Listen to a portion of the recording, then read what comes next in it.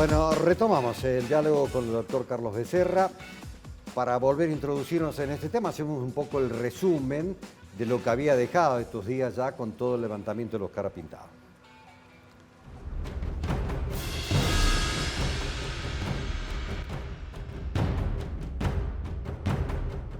Insten a la población para que venga acá porque la población, no somos enemigos de la población, ni somos enemigos del gobierno, ni queremos que se vaya el gobierno.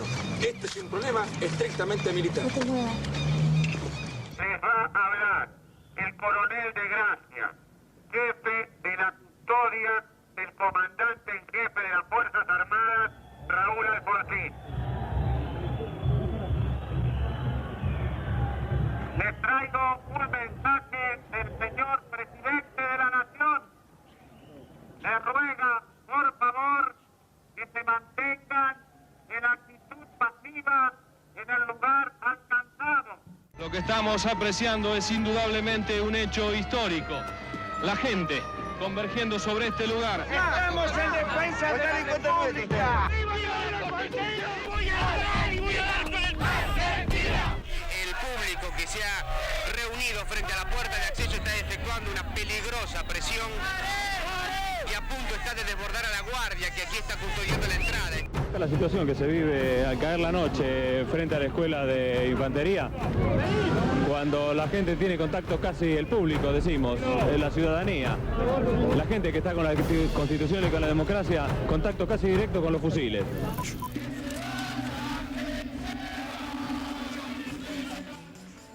Bueno, ese era el sábado a la noche. Recuerdo haber visto imágenes por entonces era el diputado Rodríguez, que frenó bastante a la gente que quería invadir. Lo cierto es que mientras todos estábamos tomando información y actuando para que desde la política le pudiéramos dar una solución a este conflicto, prácticamente en representación de todas las bancadas congresionales, parlamentarias, se convocaron los legisladores en la puerta de Campo de Mayo, claro, y allí contuvieron a la población en general, sí, que sin distinción de banderías políticas de ninguna naturaleza, querían entrar a Campo de Mayo y tomar Campo de Mayo. Afortunadamente, la mesura que tuvieron los diputados y los senadores que allí se presentaron y el convencimiento que tuvieron sobre la gente y la autoridad política que les daba de que muchos de ellos habían sido efectivamente luchadores por la recuperación democrática en nuestro país, hizo que pudieran salir exitosos de su objetivo, es decir, contener que la gente no ingresara a Campo de Mayo.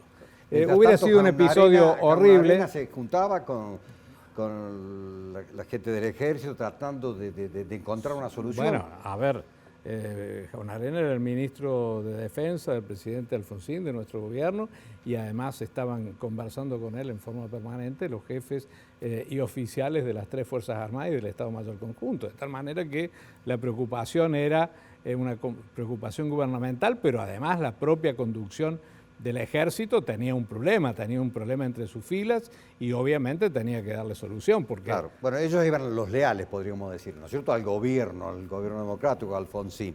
¿Se temió en algún momento que pudiese haber algún enfrentamiento entre el ejército, digamos, leales y...? No, yo creo entre leales y no leales, no sé. Sí. Eso no lo puedo decir, porque lo cierto es que hubo un operativo de movilización de material de combate y de fuerzas de ejército para llegar a Campo de Mayo y bloquearla, que no se concretó nunca.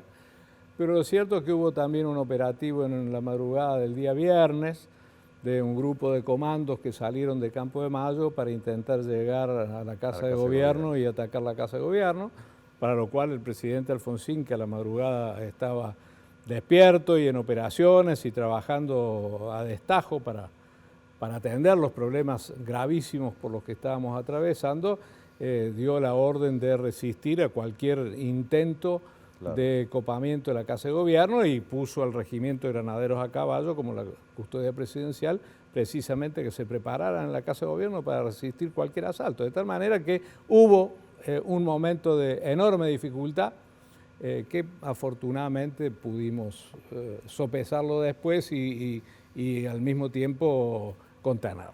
Sí, y bueno, y así llegó el domingo. Recuerdo, en mi caso particular, personal, me tocó ir a Casa de Gobierno. De casualidad, me encontré con que había un colectivo donde llevaba, ya se hablaba de la movilización en Córdoba, estamos hablando del domingo, y pude subir al colectivo con los ministros, Angelos, estaba Grosso, que era el vicegobernador, Mario Negri, que era diputado provincial, incluso José Manuel de la Sota, Mestre, que era el intendente, Mestre padre. Así que tuve, de casualidad, porque eso fue una casualidad, yo fui para ver qué movimientos había y de pronto nos encontramos. Pero así se movilizaban en Córdoba.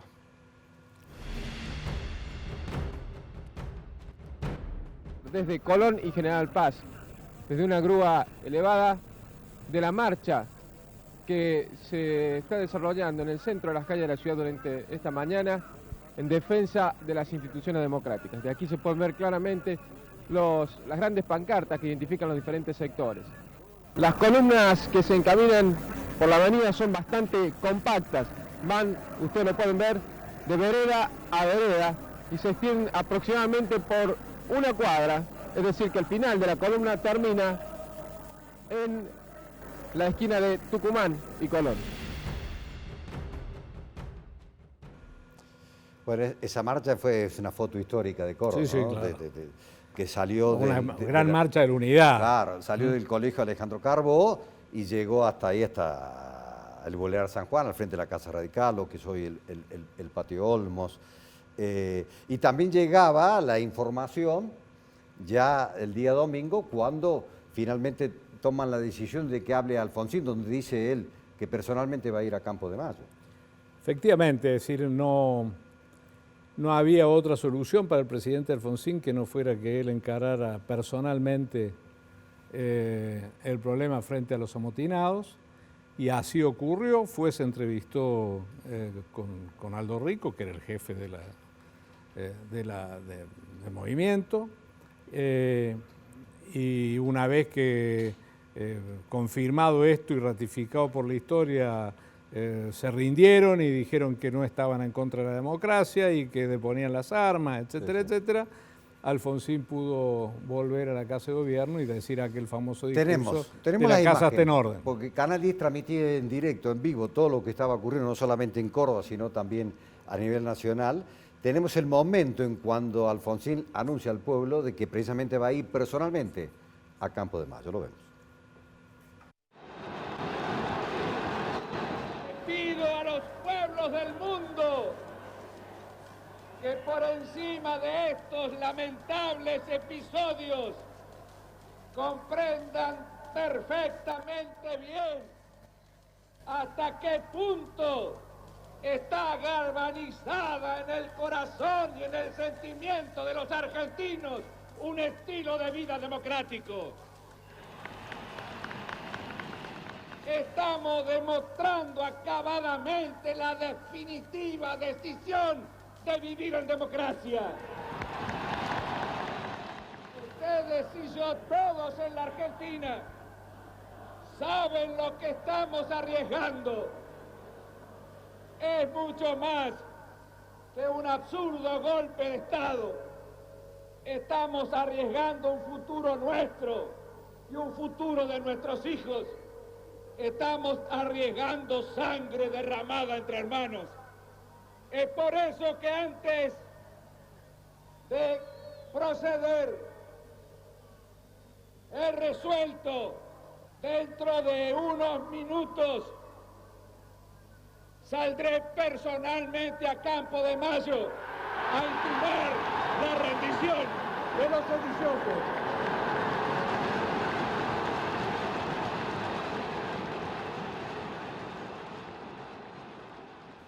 Bueno, ahí lo veíamos, esa foto que te decía que lo veía. Puedo contar como anécdota, Daniel, sí, que bueno, mi despacho estaba puerta de por medio con el despacho del presidente. De tal manera que pasamos 3 días sin dormir todo el tiempo juntos, y con los otros funcionarios y las jefaturas políticas de todas las organizaciones políticas argentinas ahí. y el presidente Alfonsín decidió en ese instante, en el discurso no le había dicho a nadie de que iba a ir a Campo de Mayo.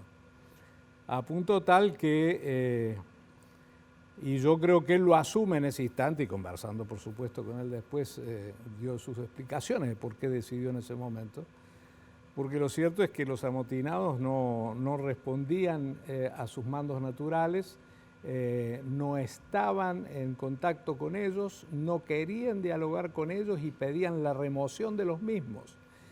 Y en la jerarquía del comando lo que quedaba era Raúl Alfonsín como presidente de la Nación, que es el comandante en jefe que marca la Constitución de las Fuerzas Armadas, de tal manera que él asumió esa comandancia con mucha valentía y con las decisiones propias que tenía Alfonsín, en este caso como en otros lo hizo durante toda su vida, y anunció en el discurso, en el mensaje a los concentrados en la plaza que se iba a ir.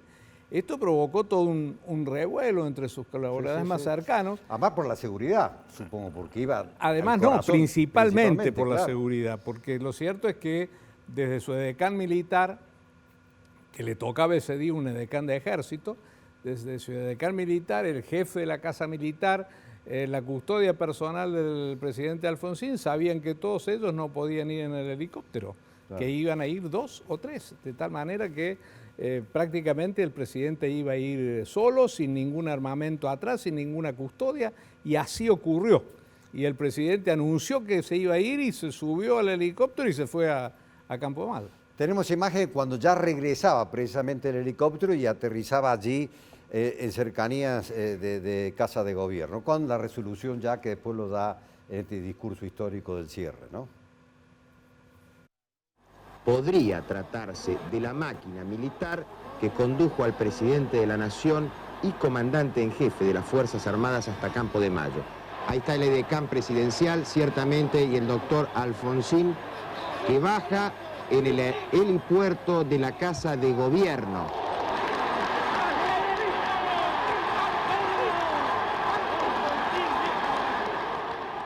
Compatriotas, ¡felices Pascuas!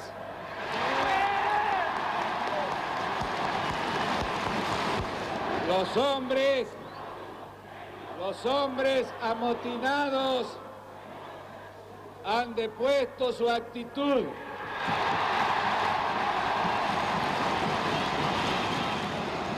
Como corresponde, serán detenidos y sometidos a la justicia. Di instrucciones a los mandos del ejército para que no se procediera a la represión. Y hoy podemos todos dar gracias a Dios. La casa está en orden y no hay sangre en la Argentina. Y les pido a todos ustedes, vuelta a sus casas, a besar a sus hijos, a celebrar las Pascuas en paz de la Argentina.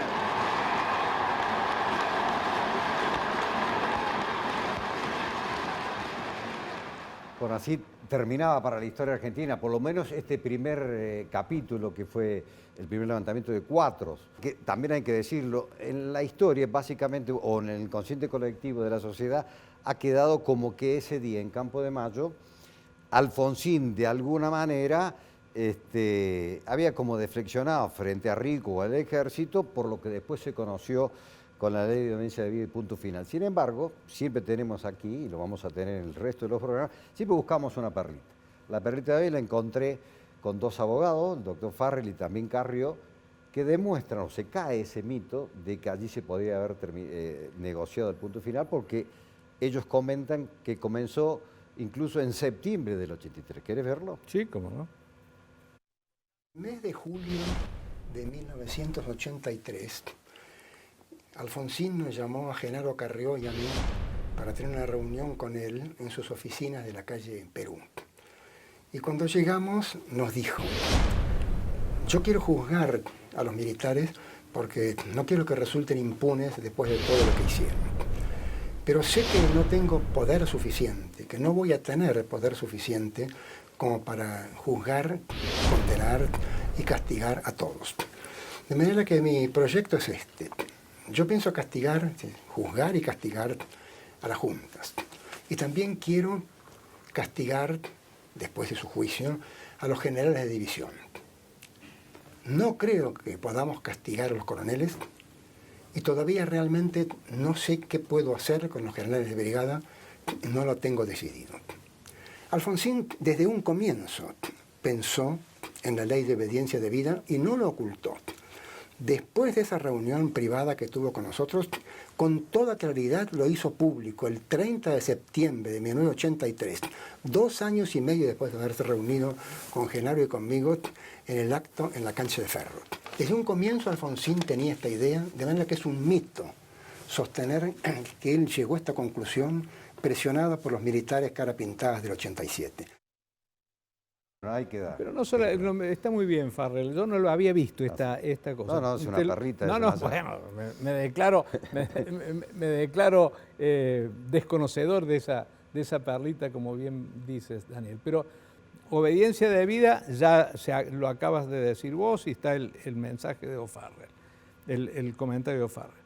Pero punto final, era una ley que le decía a los jueces y a las cámaras que revisaban las imputaciones a los jueces, una vez que había terminado la jurisdicción de los tribunales militares que no condenaron ni imputaron a ningún militar. Empezó la justicia civil a hacerlo, una vez agotada la vía militar. En esas oportunidades le dijeron a los jueces, che, hasta tal fecha, si ustedes no procesan a nadie, quedan sin procesamiento. Bueno, los jueces procesaron a todos. Muchísimas gracias por haber llegado hasta Canal 10. Bueno, gracias a ustedes. Y gracias por tus recuerdos. Muchas gracias. Hacemos una pausa y ya regresamos. ¿Y a quién fue el líder de la rebelión cara pintada de Semana Santa? ¿El mayor Ernesto Barreiro? ¿El coronel Aldo Rico? ¿El coronel Mohamed Zeneldín?